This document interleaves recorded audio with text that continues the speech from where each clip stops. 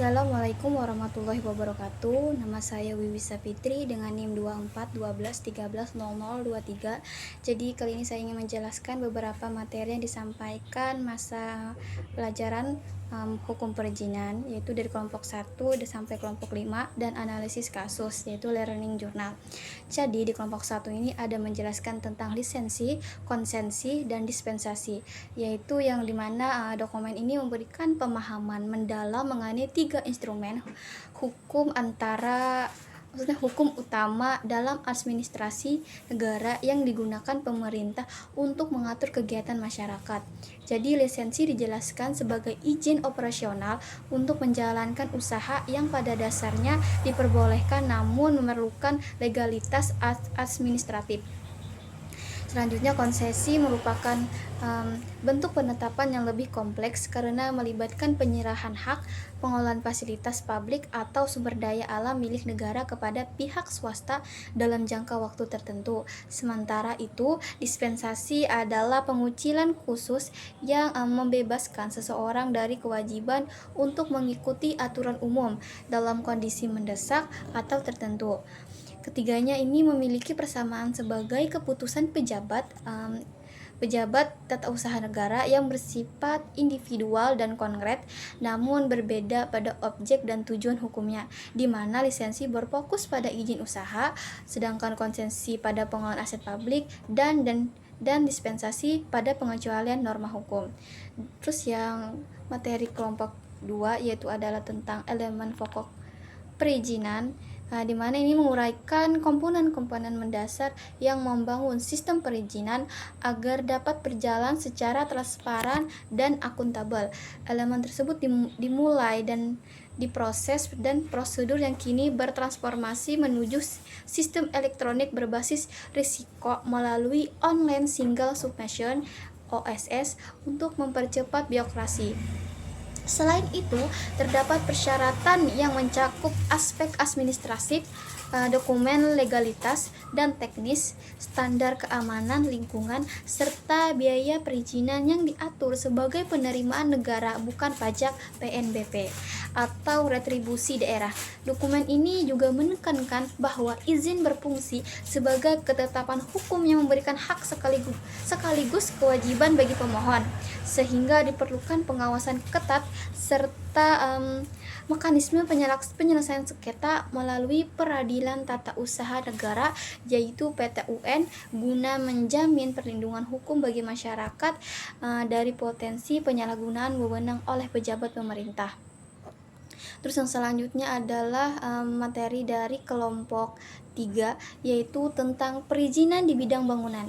Jadi, perizinan di bidang bangunan merupakan instrumen hukum yang digunakan pemerintah untuk mengendalikan kegiatan pembangunan agar sesuai dengan tata ruang, standar teknis, dan kepentingan umum, yang dimana awalnya menggunakan IMB sebagai bukti legalitas lalu berkembang menjadi PBG yang tidak hanya bersifat administratif tetapi juga memastikan standar teknis bangunan terpenuhi.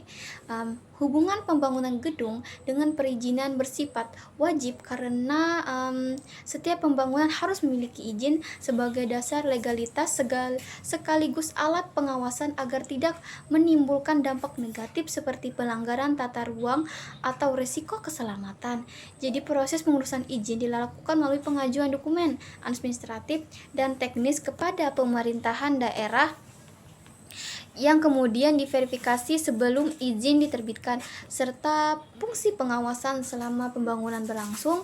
Dalam era otonomi daerah, pelayanan izin menjadi kewenangan pemerintah dan berbasis sistem seperti PTSP dan OSS. Pembangunan proyek pemerintah tetap tunduk pada aturan perizinan meskipun memiliki kemudahan prosedural karena bersifat strategis, serta pengawasan dilakukan melalui peradilan administrasi yang dimana izin dapat digugat ke PT-UN untuk menjamin setiap tindakan pemerintah tetap sesuai dengan hukum dan tidak merugikan masyarakat. Selanjutnya itu adalah materi dari kelompok 4 yaitu tentang hukum rencana umum tata ruang. Jadi bisa kita ketahui Rencana Umum Tata Ruang (RUTR) yang merupakan pedoman hukum dalam pemanfaatan ruang yang mencakup darat, laut, dan udara agar pembangunan berjalan terarah, seimbang, dan berkelanjutan, serta menjadi dasar dalam pemberian izin pembangunan sehingga setiap kegiatan harus sesuai zona dan peruntukan ruang. Tata ruang berfungsi mengendalikan pembangunan agar tidak menimbulkan konflik lahan dan kerusakan lingkungan atau ketidakteraturan kota. Terus sekaligus menjamin kepentingan umum seperti penyediaan fasilitas publik dan perlindungan lingkungan. Dari sisi pembangun, RUTR memberikan arah yang jelas bagi pemerintah dan investor sehingga menciptakan kepastian hukum dan mendukung pertumbuhan ekonomi. Selain itu, dalam praktik hukum administrasi, kebijakan tata ruang dapat menjadi objek sengketa di PT UN, termasuk kemungkinan penundaan pelaksanaan keputusan apabila menimbulkan kerugian serius, namun tetap mempertimbangkan keseimbangan antara kepentingan individu dan kepentingan umum. Dan yang terakhir ini adalah kelompok 5, yaitu tentang format dan substansi izin. Yang pertama saya ingin menjelaskan terlebih dahulu, yang dimana surat izin PBG itu adalah keputusan resmi dari pejabat yang berwenang. Jadi isinya tuh harus jelas dan lengkap, yang di dalamnya tuh ada identitas pemohon, siapa yang ngeluarin izin, alamat lokasi, bangunan, dasar hukum, dan yang paling penting isi keputusan diktum. Nah, jadi di bagian isi ini dijelaskan siapa yang dapat izin, mau bangun apa, di mana lokasinya, dan aturan yang harus diikuti. Jadi bukan cuma boleh bangun, tapi ada batasannya juga. Misalnya harus sesuai gambar, tidak boleh melewati batas tanah, dan harus memenuhi standar keselamatan. Selain itu, izinnya tuh bisa keluar gitu kalau semua syarat sudah terpenuhi.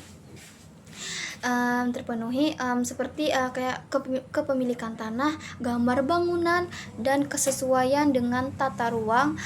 Alamat juga harus jelas karena kan menentukan lokasi bangunan yang diizinkan. Jadi analisisnya itu dari materi ini adalah